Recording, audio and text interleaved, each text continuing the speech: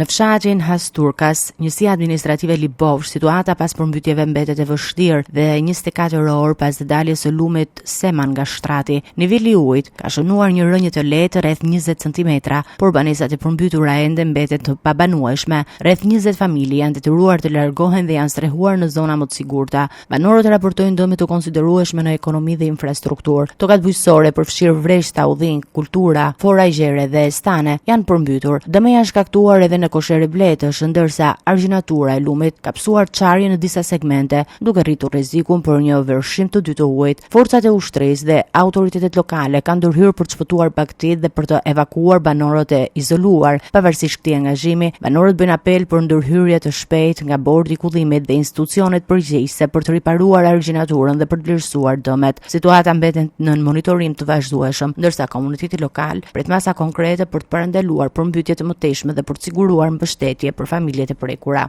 Sot u gdhim pak më tjetë duke parë situatën që ujërat po tërhiqen, po frika ka qenë e madhe sepse është një gjë që se kemi jetuar ndonjëherë. Në këtë menaxhimi me çka kemi dëgjuar hidrocentraleve, që portat hapen pa kriter, u shkarkua sasi e madhe ujë. Thonë që do vinë, po siç e thashë ne si kemi jetuar ndonjëherë këto dhe nuk e dim çfarë do ndodhin. Kërkojmë, siç kemi kërkuar dhe ka kërkuar gjithë, po shpresat janë pakta sepse shteti tërkohën ka qenë i neglizhent. Ka qenë, janë premtuar, në sa kam dëgjuar, shikojmë çfarë do ndodhin.